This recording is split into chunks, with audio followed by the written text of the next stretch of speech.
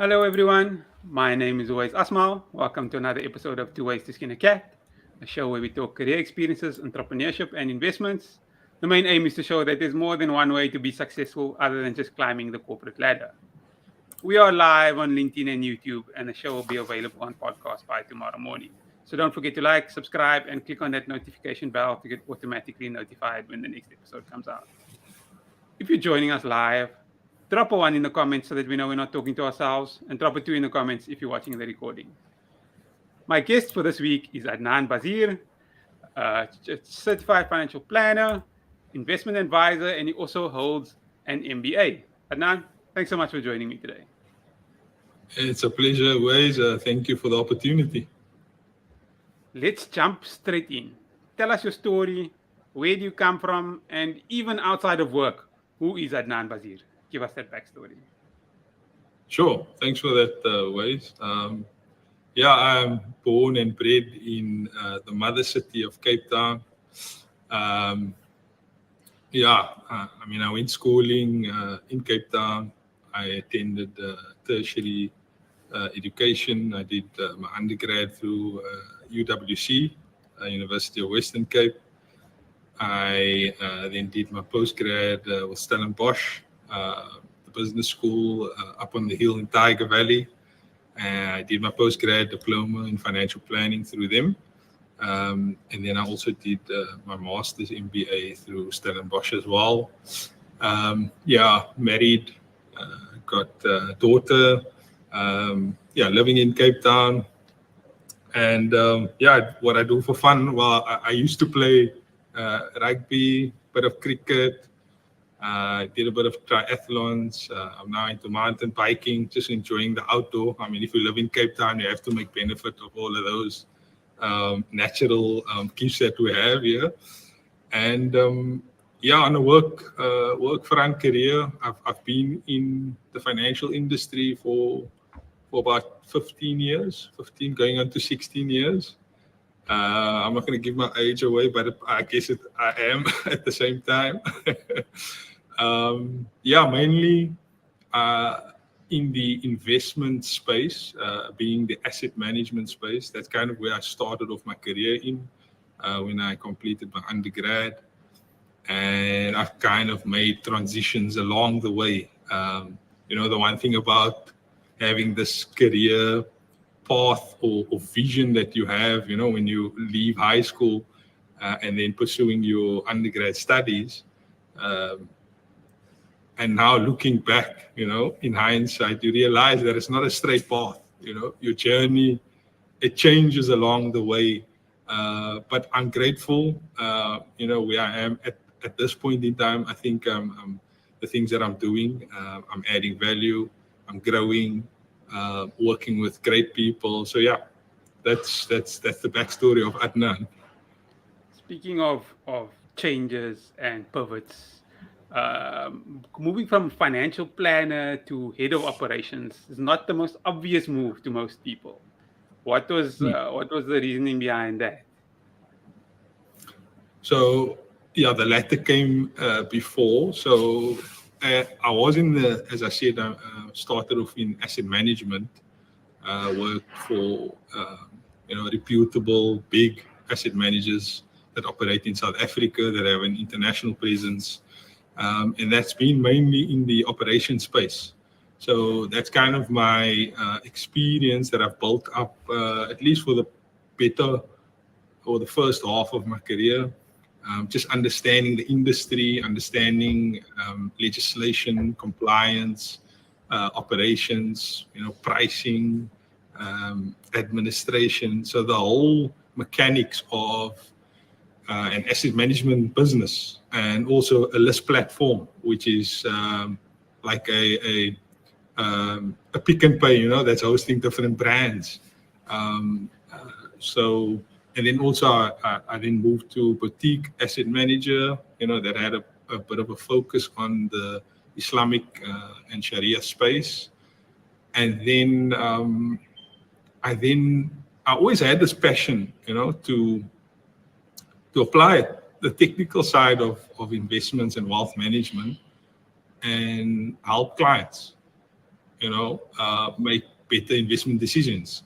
Because if I think of my, growing up as a youngster, with my parents, and then just family, making money decisions, it wasn't easy.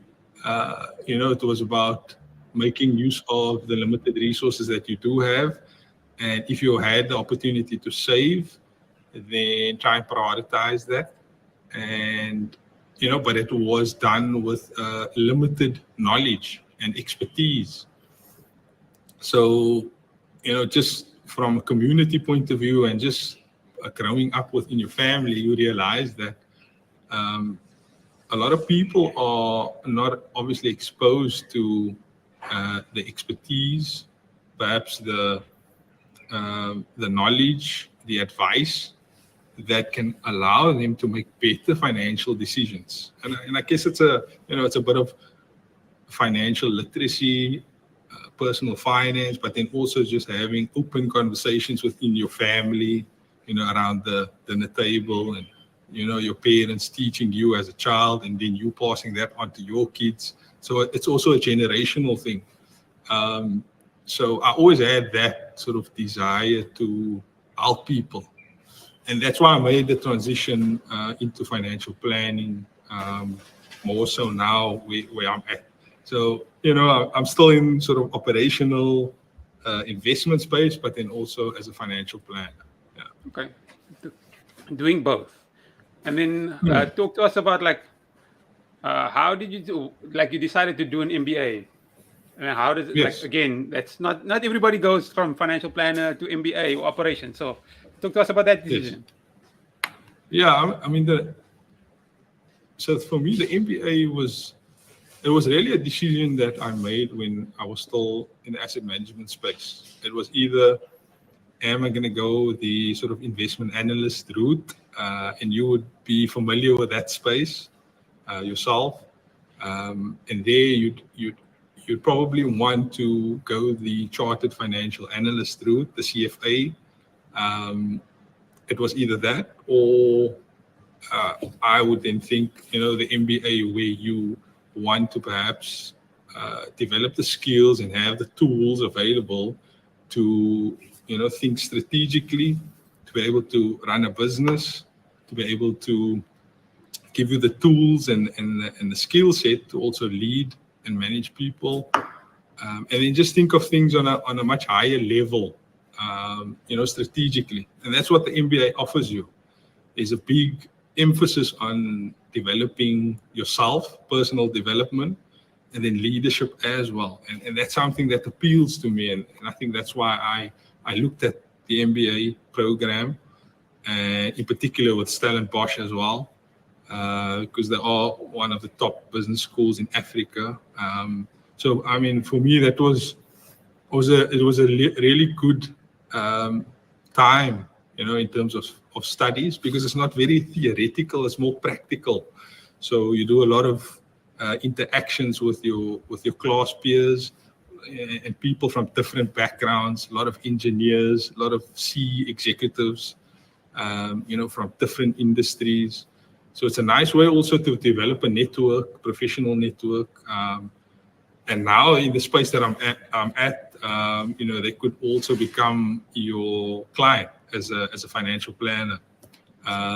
But yeah, for anyone that's watching, the MBA, to me, it's still a sought after program to follow, especially if you're thinking about business, entrepreneurship, and then just operating on an executive or strategic level.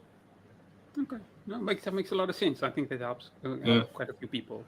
For the audience, we'll be responding to questions towards the end, so please add your questions to the comment section so that we don't miss them. Let's switch over to financial planning. A lot of us are first-time professionals in our family. We didn't really have any guidance around finances. We don't know what we don't know, but we want to figure it out. How does a financial planner help? Because, when you talk to your parents, they say, this one is trying to sell me policies and this one is trying to do this. Help us out there. Sure. So when we're talking about financial planning, it's about personal finance, and the key word there is personal. So it's not about selling or buying into a financial product. It's not about choosing the best investment that's out there. Um, it's not about what your share portfolio looks like. If it's a sexy portfolio, or what cryptos you're holding at this point in time. It's really about being quite clear about your why as an individual, right? So it's either you or it's your partner, husband, wife, or your wife, your kids, etc. So it's about tapping into that inner self, and then starting with the question why.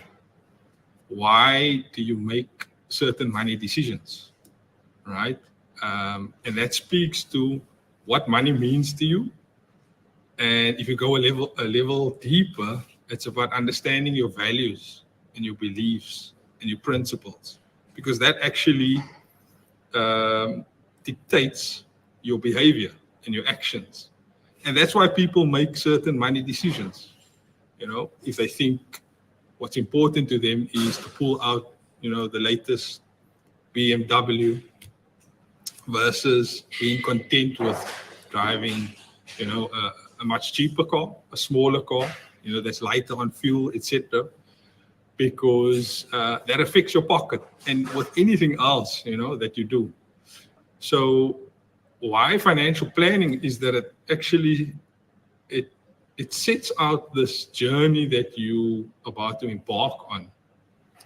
That speaks directly to what's important to you, rather than, as I mentioned, it's not about the financial products, it's not about the investment funds, etc. That is the mechanism to allow you to achieve your financial goals at the end. So financial planning the focus is more about the plan, having a plan, setting out a plan, and then going through a process or a journey along the way as you progress through life in your 20s, your 30s, your 40s, and so on. And as you progress through life, your life is changing. You're getting married, you're having kids, you're moving from a rental apartment to perhaps you've bought a property. You're thinking of how you're going to pay for your kids' education. You're thinking about traveling. There's so many, things that come into play. And this is what is going to shape your financial plan. So why not work with someone that has the expertise, the skill set to be your sounding board more than anything else, to guide you along the way, to make you aware of the blind spots. And then to always try and, nudge you to be sticking to what's important to you and your family along the way. And that's ultimately what a financial planner, for their worth, should be adding value to you as an individual. Okay. And talking about that financial planner, or helping you get that financial planner, what should people look out for in a good financial planner? What's the things that either signs they need to look for in a good one, or what they need to avoid if they see red flags in a bad one? Sure. So I think it's always important to, especially in those initial conversations that you have or initial consultation, is to kind of gauge whether there is a connection between you and the financial advisor. And it could be, personality, it could be, background, something that makes you feel comfortable to open up to this individual, and you can take in the advice and the perspective that the financial advisor is offering you. So, I mean, there's basic things like understanding that a financial advisor in today's time is a broad term. People that are selling short-term insurance, they call themselves financial advisors. Individuals that work at the bank, they call them financial advisors. And I don't have anything against any individuals that might be in this space, but financial advisor is quite broad. So when we're talking about financial planning, I think the benchmark is that you consulting with a certified financial planner, someone that holds a CFP, right? And they could be independent, meaning that they're working for an independent business practice, or they could be linked to a financial service provider, a financial institution. So they could either be linked to a bank or to an insurance company or to a wealth manager or asset management company, which means that the advice could be directly influenced by the company's offerings. Or if you're independent, it means that you perhaps have exposure to the entire market, or you're a specialist. Perhaps you just focus on investments as a financial planner or advisor, or you're focusing on medical aid or estate planning, etc., etc. So that's also, a key thing to look out for or to explore, and then understand how the financial planner is remunerated as well. Because then lending to the independence or not, and then also the offerings that they can offer you, and whether they are specialist or generalist, it then dictates how they earn a fee or how they charge you as a financial planning client. Do they charge you for the time that they consulting to you, so a consulting fee for the time they're spending, or is their remuneration linked to the products that they're selling you, i.e. commission in terms of risk products, or if it's an investment, then it will usually be a fee in the form of a percentage. I think those are like the basic elements that you'd want to explore, with a financial plan, and perhaps choosing the appropriate financial plan or advisor that you'd want to deal with. Okay. Oh, that helps a lot. And when is the best time to start with a financial planner? Is there like a certain salary level that I need to hit, or a certain asset level? Like, okay, when I hit this asset, then I'm going to speak to someone to get me to grow this thing. Yeah. In my view, and my personal view is, as soon as you're earning a salary, whatever that amount is, it's a good opportunity for you to start working with a financial planner. A financial planner or advisor, obviously, as you progress through life, the complexity of your finances can increase, right? But the earlier you start, you're setting yourself that foundation and the building blocks to developing financial wellness. So financial wellness is about you being in a space where the things that you're able to achieve and do is meaningful to you. That's when you kind of at that financial wellness space or order. So the earlier you start, you're actually giving yourself that opportunity to attain that much earlier on, versus someone that, so if someone in your early 20s, you've just started your career and you're already putting things in place in terms of savings, investments, etc., versus someone that starts 10 years later, perhaps in their 30s, there's so much research out there that shows you, the difference in terms of the financial outcomes that these two individuals then attain. So that the individual in their 20s would be better off versus someone that started only 10 years later. So I'd say, even if you're earning, 5,000 Rand a month, you can still apply, the basic concepts about spending half your salary, putting 30% towards, spending for yourself, treat yourself, and then 20% you're putting away as savings. So if you're earning 5,000 Rand for a basic example, it means that you're saving 100 Rand a month. That's a starting point. At least you're putting something in place. Yeah. Okay, no, that makes a lot of sense. I see there's no questions coming through, so it looks like you've answered all the questions in the discussion.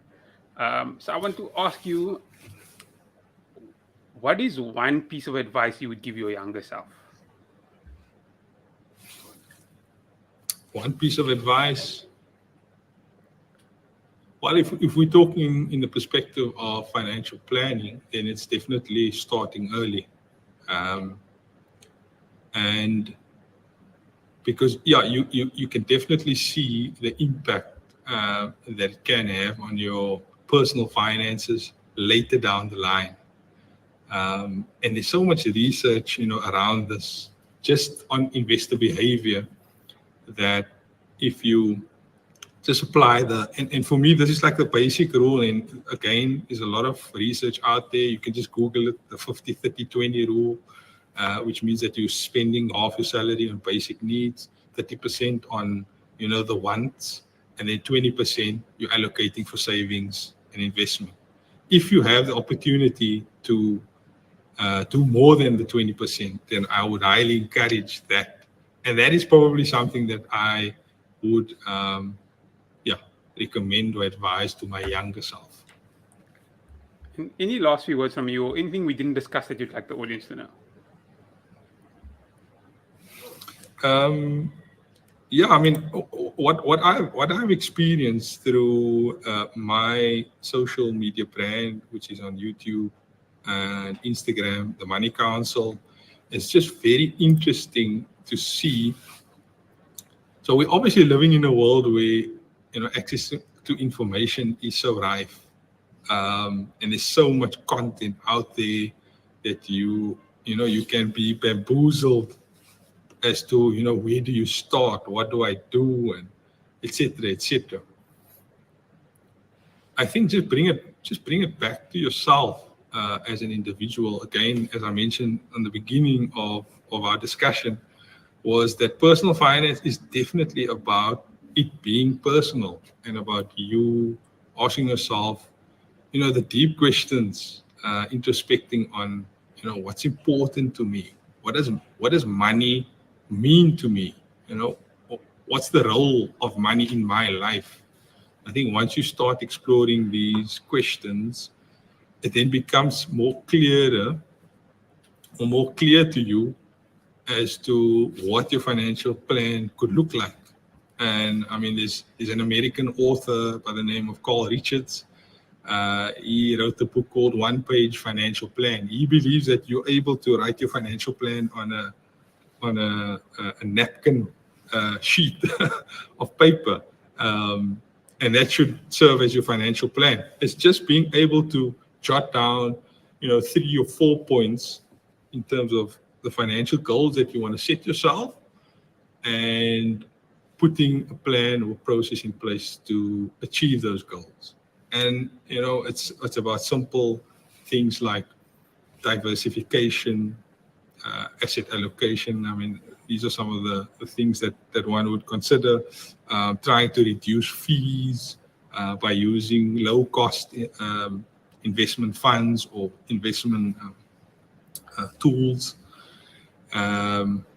It's about timing the market rather than timing the market. And you find this a lot, I guess, with the younger generation. And again, it's because of access to information and social media, that it's always about the chasing, the next best fund or next best cryptocurrency, etc. So, I mean, be wary of that as well, because there's a lot of unregulated products and solutions out there also that you can burn your fingers easily. I think that's a good way to end. The show has been live on YouTube and should be available on podcast by tomorrow. If you're watching on YouTube or listening on the podcast and you feel it's added value, don't forget to like, subscribe, and click on that notification bell to get automatically notified when the next episode comes out. Adnaan, thanks so much for your time. Thank you, Tooways, and thank you to the viewers. Thanks, everyone, for joining us for another episode of Two Ways to Skin a Cat. Goodbye.